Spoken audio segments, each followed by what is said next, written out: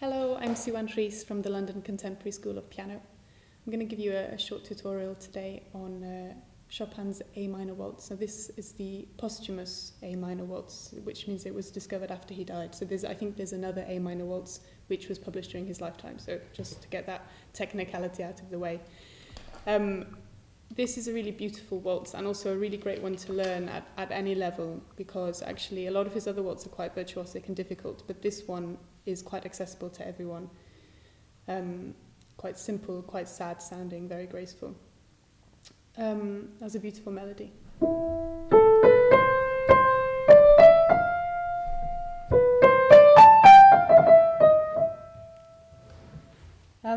So some of the issues that might crop up with this piece are perhaps the left hand leaps. So in the left hand we've got these leaps going from a bass note to some chords.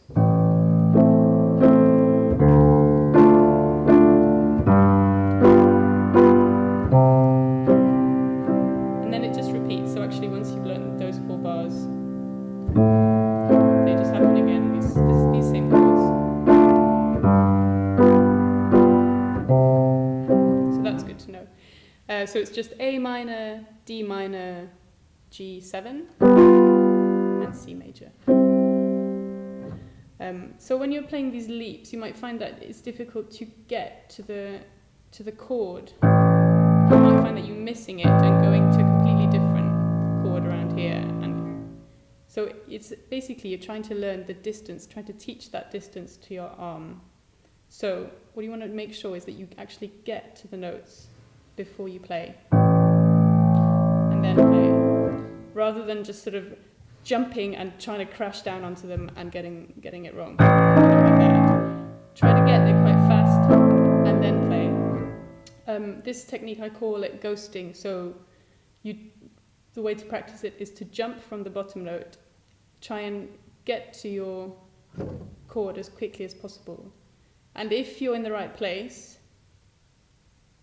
that's good. If you're not, you have to do it again. So here's an example.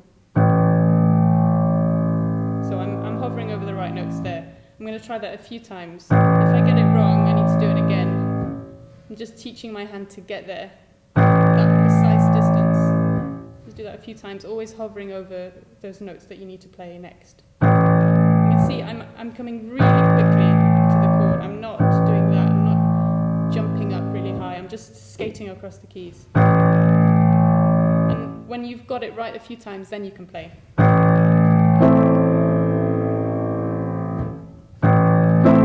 With all these chords, if I was finding it difficult to reach them accurately, always hovering over the next chord. When you get it right, then you get to play. That's your reward. Thankfully, as you get up to C major, it's not a very long jump, so it's quite close. But this one is probably the biggest one in the piece. The ghosting technique, as I call it, is a good one for that. So there's your left hand. That's probably the only issue you'll find for your left hand here. You might find that these chords then, maybe the notes aren't going down evenly. So try not to think about these as very complicated things, these chords. Try and think of it, rather than thinking of all the fingers doing something really complicated, and then sometimes notes not playing. Just think of it as an arm movement, a really, really basic movement like this. Like you're lifting something up and then putting it down, lifting up a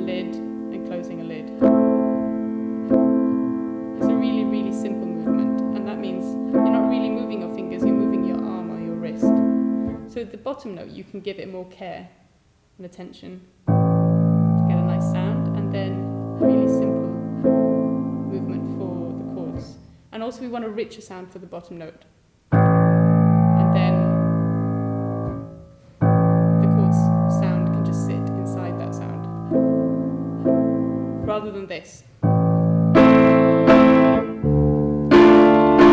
Definitely don't want that, so more sound for the bottom note.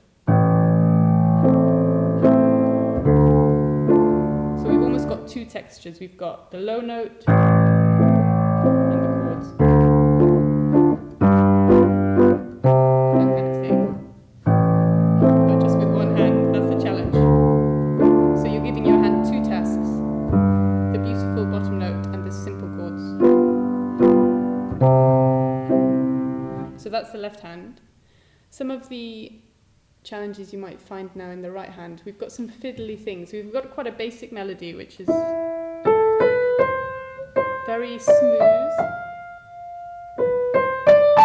But here we've got what's called an ornament, little twiddle. So what I would do here is just learn it without the ornament first. So you know how it's meant to sound, and you know how the rhythm is meant to sound. And then you just add it on top. Also, think of the note, if you're still having trouble, think of the note you're going to. So in this case, sorry, it's this one. That's the one we want to really think about. So when you're playing the ornament, just think of that note.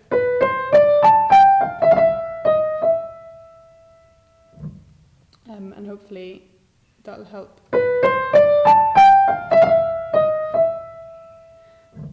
And these ornaments are all over the piece.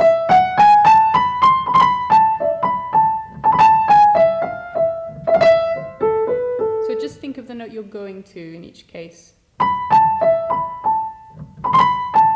That first note. And don't labour too much over the little trill. It's really light. It's a nothing. It's not. Chopin has these a lot in his music, and they're just sort of light, little sort of tinsel or something. It's nothing substantial. You know, you don't need to bring them out like that. They're just really light. So another thing that you might find a bit intimidating in this piece is on the first page. There's a big arpeggio going right up the piano like this, in slow motion.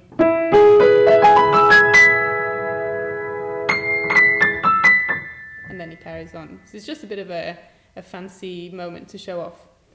It looks scary on the page, but actually, if you look closely, it's just an E major arpeggio. So we've got E, G sharp, and B, and then it's just repeated again and again. So 3 times. So if you just use the same fingers for the notes each time, so I'm using fingers, the thumb, second finger, and the third finger, and then I'm just moving my hand. That's what's happening in slow motion. And then in order to get it nice and smooth, like one big gesture, just think of that top note that we're going to, that top B, so that it's not too clunky in the middle. What we don't want is to go from here to here and just wish up like that.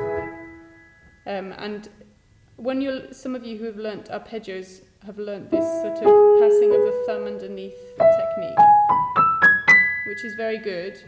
But in these kind of gestures can slow us down a little bit. If you are concentrating too much on the thumb going underneath, you get a bit clogged in the middle. So just move your hand. I'm actually jumping more. I am taking my thumb underneath, but I'm not doing that kind of movement. I'm just in slow motion. So you can see my thumb is going under, but not too much. I'm also jumping. And the rhythm is a bit tricky. We've got a triplet and a quintuplet. So the easiest way to think of this, a triplet and quintuplet with a triplet you're trying to fit 3 notes into the beat, and then a quintuplet you're trying to fit 5. So it's... But if that sounds too complicated, I just give it words. So for a triplet you can use something like strawberry, and then for it's harder to find a word with 5 syllables. University is a good one, or hippopotamus, whichever one you prefer. So strawberry university. That's a really good way of getting that rhythm right. Another thing to try that will maybe pose a few problems for this is the pedaling. So as a general rule with these kind of pieces, you can try pedaling once in a bar with the first note, and then changing on the bass note.